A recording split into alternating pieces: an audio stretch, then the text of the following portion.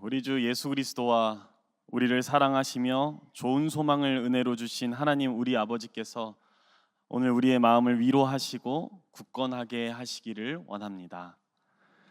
로마서 1장부터 4장까지에서 바울은 유대인이나 헬라인은 모두 죽을 수밖에 없는 죄인임을 천명합니다. 여기서 바울이 유대인과 그리스인이라는 표현을 사용했다고 하여서 하나님 앞에서 범죄한 대상을 축소하고 있다고 볼 수는 없습니다. 유대인과 그리스인이라는 말은 유대인과 이방인이라는 뜻으로 우리가 읽을 수 있겠는데요. 그렇다면 여기서 이방인은 누구입니까? 유대인이 아닌 모든 사람을 가리킵니다. 그러니까 바울은 모든 사람이 하나님의 진노를 피해갈 수 없는 범죄한 자들이라 말하고 있는 것이죠. 그러나 바울은 하나님과 원수라 할지라도 구원을 얻을 수 있는 길이 있음을 알려주는데요. 로마서 5장 10절 말씀입니다. 곧 우리가 원수 되었을 때에 그의 아들의 죽으심으로 말미암아 하나님과 화목하게 되었은즉 화목하게 된 자로서는 더욱 그의 살아나심으로 말미암아 구원을 받을 것이니라. 아멘. 우리의 주로 오신 예수님으로 말미암아 예수님의 죽으심과 예수님의 다시 사심으로 말미암아 이제 모든 사람은 새로운 생명을 얻을 수 있게 되었습니다. 여러분은 이것을 믿으십니까? 참으로 복된 소식이 아닐 수 없지요. 그래서 바울은 로마서 5장부터 시작하여서 8장에 이르기까지 예수 그리스도로 말미암아 얻은 자유가 무엇인지 하나씩 차근차근 우리에게 설명해 갑니다. 5장에서는 죽음의 권세로부터 자유를, 6장에서는 죄와 자아로부터의 자유를, 7장에서는 율법으로부터 자유를 얻었다고 선포합니다. 그리고 8장에 이르러서는 바울이 그리스도인이 성령으로 인해 자유함을 얻었다는 사실 또한 강조합니다. 정리해 보자면요, 로마서 1장부터 4장에 이르기까지 바울은 모든 자들이 하나님 앞에서 범죄하였음을 드러냈지만 5장부터 8장 사이에서는 그 범죄한 자들이 예수 그리스도를 통하여서 예수 그리스도를 믿는 믿음으로 인하여서 새로운 생명, 새로운 삶을 얻게 되었다라는 것을 역설하고 있는 것이죠. 그렇습니다. 우리는 분명 우리의 주 되신 예수님을 통해 죽음과 죄와 율법의 권세로부터 자유함을 얻게 되었습니다. 구원함을 얻었습니다. 이제 우리가 사는 인생은 예수 그리스도께서 우리에게 허락하신 새로운 생명으로 사는 새로운 삶입니다. 자, 그러나 문제가 하나 있습니다. 바로 새로운 생명을 얻은 우리 앞에 펼쳐진 현실이지요. 여러분은 새롭다, 새롭게 된다는 말을 들었을 때 여러분 안에 떠오르는 생각 그리고 감정이 어떤 것입니까? 새로운 물건을 산다든지, 새로운 곳으로 이사를 간다든지, 새로운 날들을 맞이한다든지 했을 때 우리 안에는 무엇인가 그 말로 다 표현할 수 없는 것들이 벅차오르지 않습니까? 제가 처음 학교라는 곳에 들어가게 된다는 그 소식을 접했을 때를 지금도 잊지 못합니다. 제가 5살, 6살 때 정도 되었을까요? 형이 학교를 다니는데 그 학교 다니는 모습을 보니까 학교는 말로만 듣던 그 천국이 아닐까? 그렇게 좋은 곳이 아닐까라는 생각을 했었습니다. 아마 그때부터였던 것 같습니다. 형에게 속기 시작한 때가 말입니다. 학교에 다니던 형을 보면서 저도 얼른 학교에 가고 싶다라는 생각을 했습니다. 그리고 제 나이가 8살이 되기 직전에 드디어 기다리던 그 입학 통지서를 받았습니다. 당시에는 입학 통지서를 가져다 주시는 분이 있었는데요. 그분이 그 통지서를 들고 어린 저에게 뽀뽀해주지 않으면 통지서를 주지 않는다라고 해서 별안간 문 앞에서 뽀뽀를 했었습니다. 그만큼 저는 학교에 가고 싶었습니다. 그 처음 학교 가던 날도 아주 기억이 생생한데요. 제 몸보다도 큰 책가방을 메고 제 몸보다도 큰 실내화 주머니를 들었지만 사실 전혀 무겁지가 않았습니다. 벅차오르는 그 제 기분이 모든 것을 지탱해주고 있는 그런 기분이었습니다. 제가 당시 살았던 곳부터 학교까지는 우리 교회에서 숭덕초등학교만큼의 그 짧은 거리가 아니었습니다. 어린아이에게는 꽤 그 거리가 멀었는데요. 하지만 그 거리에 비해서도 학교까지 가는 그 걸린 시간은 그렇게 길지 않았습니다. 왜냐하면 그만큼 제 발걸음이 깃털과 같았기 때문입니다. 그렇게 천국일 것이라고 생각했던 학교에 갔을 때, 그렇게 꿈에 그리던 학교에 갔을 때 제가 제일 먼저 했었던 생각이 무엇인지 아십니까? 집에 가고 싶다. 제가 생각했던 학교의 이미지와는 너무도 달랐기 때문입니다. 우리가 새로운 물건을 사도 그렇지요. 신제품이 출시가 되어서 구매했는데 이전에 제가 갖고 있던 제품과 별반 다르지 않다면 어떻겠습니까? 혹은 새로운 물건을 이제 막 개봉했는데 그것이 제대로 작동하지가 않는다면, 불량품이라면 여러분 어떻겠습니까? 우리가 새로운 것을 두고 기대한 만큼, 기대했으면 기대했을수록 우리에게 찾아오는 그 실망의 크기는 대단히 커질 것입니다. 사도 바울은 우리가 그리스도 예수 안에서 속량함을 얻었다라고 했습니다. 그것은 죄인인 우리가 스스로 할 수 없는 일이죠. 그러니까 이는 모든 것이 전적으로 다 하나님의 은혜이다라고 고백을 합니다. 그러나 그 하나님의 은혜에도 불구하고 우리가 그리스도 안에서 새로운 삶을 얻었는데도 불구하고 우리가 마주한 현실은 어떻습니까? 극적으로 변한 것이 있습니까? 우리가 고대했던 것들이 이루어진 것들이 있습니까? 단적으로 우리 안에 있는 고통이, 우리가 겪고 있는 그 고난이 해결이 되었습니까? 바울은 18절부터 그리스도인이 얻은 새로운 삶의 현실을 이야기했는데 그 시작하는 단어가 보니 고난입니다. 이게 무엇이 새롭다는 말인가요? 고난은 하나님께로부터 전적으로 은혜를 받기 전부터 우리에게 있었고 지금 받은 후에도 그 고난이 있다고 하는데 어디가 새로운 삶이며 어디가 새로운 생명이냐 말입니다. 오늘 이 예배의 자리에 계신 분들 중에 하나님을 우리의 아버지라 고백하지 않는 분들 계십니까? 우리 중에 예수님을 주님이라 표현하지 않는 분들 계십니까? 아마 우리 중에 대부분은 예수님을 우리의 인생의 구주로 영접하셨을 것입니다. 그런데 그 대부분이 마주한 삶의 현실은 크게 달라지지 않았을 수 있겠습니다. 아니, 믿기 전보다 믿은 후에 더 큰 환난을 마주했을 수도 있을 것 같습니다. 여러분, 교회가 태동한 이후에 얼마나 많은 성도들이 생겨났을까요? 요즘은 그 수가 줄어들고 있다고는 하지만 분명 그 예전에 비해 오늘날은 성도의 수가 굉장히 많이 늘어났습니다. 이 정릉 지역만 해도 그렇지요. 2005년에 우리 교회에서 발행한 정릉교회 60년사에 볼 것 같으면 우리 교회가 창립될 당시인 일제 말에는요, 이 지역에 교회가 단 하나도 없었습니다. 책의 일부를 잠깐 읽어드립니다. 당시 정릉에는 주민들 속에 무당이나 천대받던 사람들도 많이 살았습니다. 그만큼 비난한 산간의 작은 촌락이었죠. 이러한 곳들의 특징은 민간의 생활 속에 무속신앙이 무성하게 자리 잡고 있다는 것입니다. 정릉 지역은 불교의 사찰, 암자나 도교, 무속신봉자들의 기도처가 사방에 널려 있었습니다.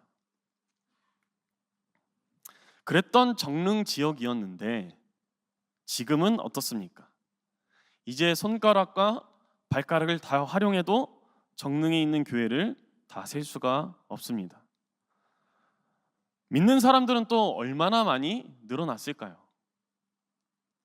비단 정릉 지역뿐만 아니라 온 세계의 교회와 또한 성도의 수가 기하급수적으로 늘어났을 것입니다.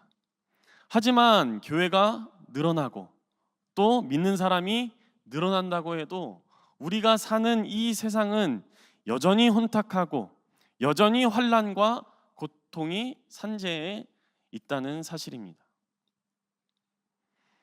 뉴스에서 들려오는 소식이 아주 마음을 후벼팝니다. 이제 폭행은 아주 일반이 되어버렸습니다. 살인조차도 너무 많이 들려와서 이제는 둔감해져 버렸습니다.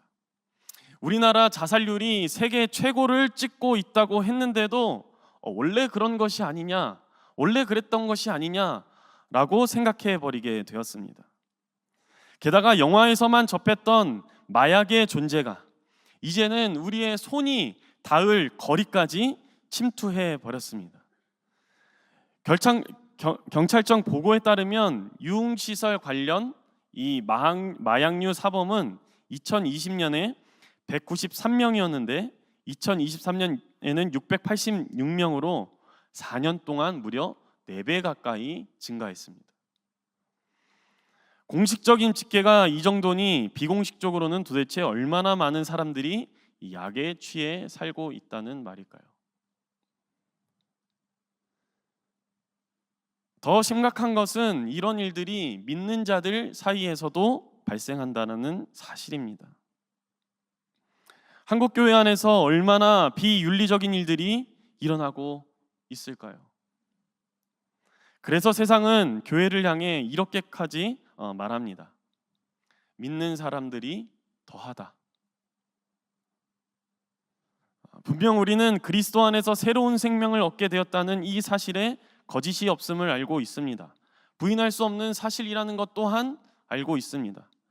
그러나 우리가 처한 현실에 고통과 눈물이 없다는 그런 것은 거짓말임을 우리는 또한 알고 있습니다. 우리에게는 여전히 슬픔이 있고 여전히 아픔이 존재한다는 것을 부인할 수 없겠다 말입니다. 도대체 우리가 믿음을 가지고 살 이유가 어디에 있단 말입니까? 또 우리가 소망을 버리지 않고 살아갈 이유는 어디에 있습니까? 그렇기 때문에 의심이 듭니다. 우리는 진정 새로운 생명을 가지고 있는 것이 맞을까? 우리가 정말 하나님의 은혜로 새로워진 것이 맞을까 말입니다. 만일 그것이 사실이라면 그것은 우리 안에서 어떻게 작용하고 있습니까? 그것은 우리 안에서 어떤 능력을 발휘하고 있습니까? 오늘 사도 바울은 그리스도인의 소망의 특징에 대해 우리에게 알려주고 있는데요.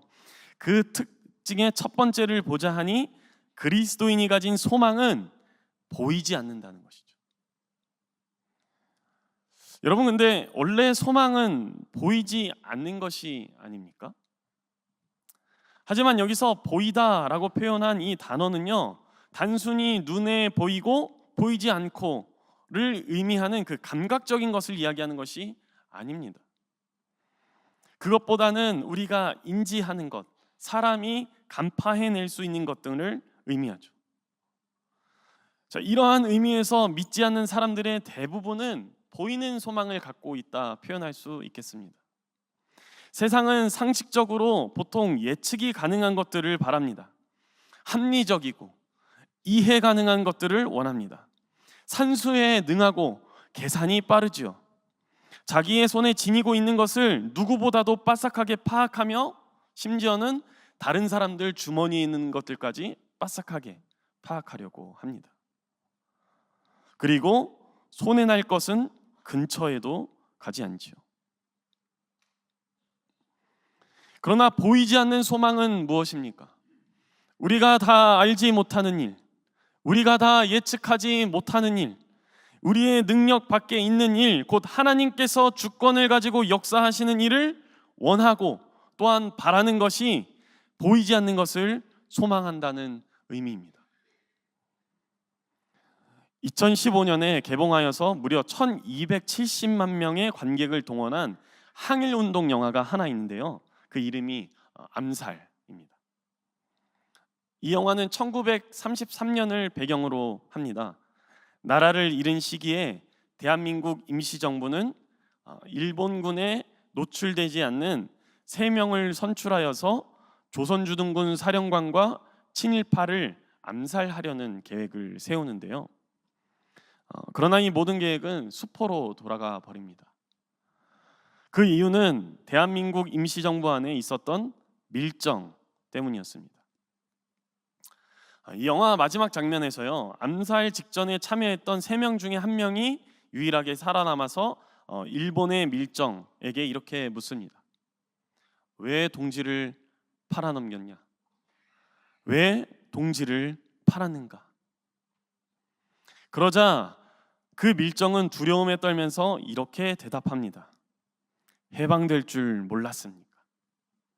알았으면 내가 동지를 팔았겠나?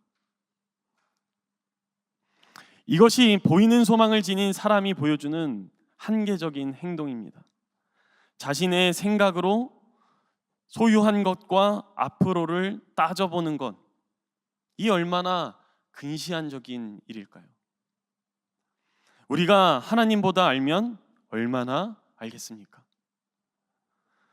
정릉에서 하나님의 부르심을 받고 성도라 칭함을 받은 여러분, 고난에 처해 있는 여러분의 삶 속에서 이 보이지 않는 소망을 지니고 사시기를 원합니다.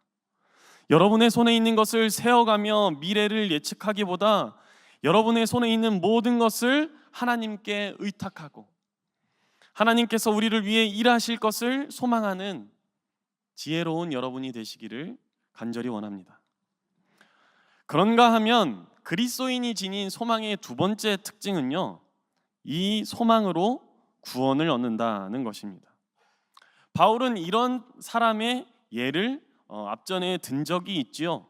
100세가 되도록 아이를 낳지 못했던 사람, 그러나 믿음으로 아이를 얻은 사람, 바로 아브라함입니다. 로마서 4장 18절 말씀인데 제가 새번역 성경으로 읽어드립니다. 아브라함은 희망이 사라진 때에도 바라면서 믿었으므로 너의 자손이 이와 같이 많아질 것이다 하신 말씀대로 많은 민족의 조상이 되었습니다. 하나님을 믿고 하나님을 의지하는 사람은 보이지 않는 소망으로 구원함을 얻습니다. 비록 아브라함의 몸은 죽은 것과 진배 없었고 사라의 태 또한 죽은 것과 다르지 않았지만, 그것을 알고 있었지만 하나님께서 하시는 일이니까, 하나님께서 하신다고 약속하셨으니까 그러한 마음으로 아브라함은 절대 약해지지 않았습니다. 그리고 결국 그 소망으로 자녀를 얻었죠. 이삭 하나만 얻는 데서 그것이 끝났습니까? 아닙니다. 비록 아브라함은 보지는 못했지만 아브라함의 후손은 진정 하늘의 별과 같고 또한 바다의 모래알과 같이 되었습니다. 성경은 아브라함이 그가 가진 소망으로 그가 보지 못했던 것까지 보았고 그가 얻지 못했던 것까지 모두 얻었음을 우리에게 들려줍니다. 그는 실로 소망으로 구원함을 얻은 사람이었습니다. 자, 그렇다면 하나님을 믿는 여러분은 어떠십니까? 여러분에게도 이러한 보이지 않는 소망이 있습니까? 또 여러분은 그 소망으로 구원을 얻으셨습니까? 앞서 말씀드렸던 정릉교회 60년 사회에서 봤듯이 1940년대만 해도 일제 치하에 있을 때만 해도 우리 정릉 지역은 복음이라고는 들어본 적이 없는 그런 동네였습니다. 그런데 우리 교회가 정릉 지역에서 태동하게 된 것은 바로 이 이유 때문이었습니다. 정릉 지역에 교회가 단 한 곳도 없다는 사실 때문에 이 지역에 우리 교회가 서게 된 것입니다. 여러분, 그때는 여러분이 아시다시피 일제 말기 전시 체제였기 때문에 일제의 통제가 정말 극심했습니다. 특히 이 믿는 자들, 교회에 대한 탄압이 어마어마했습니다. 그렇기 때문에 교회를 세우고 하나님을 예배한다는 것은 많은 사람들이 보기에 어불성설이었죠. 그럴 때, 모든 상황이 교회를 세울 수 없다고 할 때, 가지고 있는 모든 힘으로 복음이 들려오는 것을 막고 있는 세력이 막강할 때, 자칫 잘못하면 하나님을 예배하다 생명조차 잃을 수 있는 그때에 우리 교회에 있었던 일이 무엇인지 아십니까? 1942년 초 홍주호 집사 가정에서 기도회로 모이면서 교회를 설립할 준비에 첫 발을 내딛기 시작했다. 일제의 치하에 있을 때, 일제가 억누르고 있을 그때에 정릉교회는 하나님의 교회를 설립할 첫 발을 내딛기 시작했다. 바랄 수 없는 그 상황 가운데에서 예수 그리스도의 몸된 교회를 세우기로 작정했다. 이로 인해 이 지역은 비로소 복음을 듣게 된 것이 아닙니까? 그 당시 우리 교회를 세우려고 했던 그 분들의 소망으로 우리가 구원을 얻은 것이죠. 사랑하는 정릉의 성도 여러분, 우리는 보이지 않는 것을 소망해야 합니다. 그러나 그 소망이 구원을 가져다 준다는 사실을 또한 기억하시기 바랍니다. 왜냐하면 소망은 우리 인간이 하지만 구원은 우리가 갖고 있는 그 소망을 보시는 하나님께서 직접 이루어 주시기 때문입니다. 그러니 여러분이 마주한 삶의 현실 가운데에서 이 보이지 않는 소망을 하시며 우리를 창조하신 하나님께서 마침내 이 소망으로 구원을 이루어 주실 것이라는 사실을 믿음으로 고백하는 우리가 되었으면 좋겠습니다. 바울은 오늘 본문의 마지막에서 보지 못하는 것을 바라면 참음으로 기다리라 우리에게 권면합니다. 이는 바울이 로마서 5장에서 말한 것과 같은 맥락인데요. 로마서 5장 3절로 5절 말씀인데 제가 세번역 성경으로 읽어드립니다. 그뿐만 아니라 우리는 환난을 자랑합니다. 우리가 알기로 환난은 인내력을 낳고 인내력은 단련된 인격을 낳고 단련된 인격은 희망을 낳는 줄을 알고 있기 때문입니다. 이 희망은 우리를 실망시키지 않습니다. 하나님께서 우리에게 주신 성령을 통하여 그의 사랑을 우리 마음속에 부어주셨기 때문입니다. 아멘. 여러분, 우리가 처한 삶의 고통 속에서 우리가 할 수 있는 것이 있다면 무엇이겠습니까? 우리에게 무슨 힘이 있겠습니까? 그러나 만일 우리에게 힘이 있다면 그것은 하나님의 때가 도래하기까지 인내하는 것입니다. 하나님의 때가 우리에게 당도하기까지 우리는 인내하고 또 인내할 따름입니다. 우리가 인내하는 중에 성령께서는 계속해서 우리로 구원을 이루어 나갈 수 있게 하실 것이고, 우리가 인내하는 중에 너희를 고아와 같이 버려두지 아니하고 너희에게 다시 오리라 고 말씀하신 그 주님께서 마침내 우리 가운데 구원을 완성시키실 것입니다. 앞서 소개해드렸던 영화 밀정에서 잊혀지지 않는 명장면 하나를 소개해드리며 말씀을 마치려고 하는데요. 그 일본군 사령관과 친일파를 암살하다가 실패한 한 명의 이름은 안호균이었는데, 그 안호균 상병은 몸도 마음도 정말 많이 상했습니다. 그러나 그 안호균은 포기하지 않았습니다. 다시 또 계획을 세우고 목숨을 건 무모한 작전을 진행하려고 합니다. 그때 곁에 있던 동료가 이렇게 질문하죠. 이렇게까지 해서 얻는 것이 도대체 뭐야? 그러자 안호균이 대답합니다. 보여줘야지. 우리는 끝까지 싸우고 있다고. 여러분, 이러한 분들로 인해서 79년 전 우리나라가 비로소 일본에게 빼앗긴 그 주도권을 도로 찾아오며 비로소 광복을 맞이한 것이 아니겠습니까? 그리고 그분들로 인해서 우리는 그때보다 더 나은 삶을 살 수 있게 되었습니다.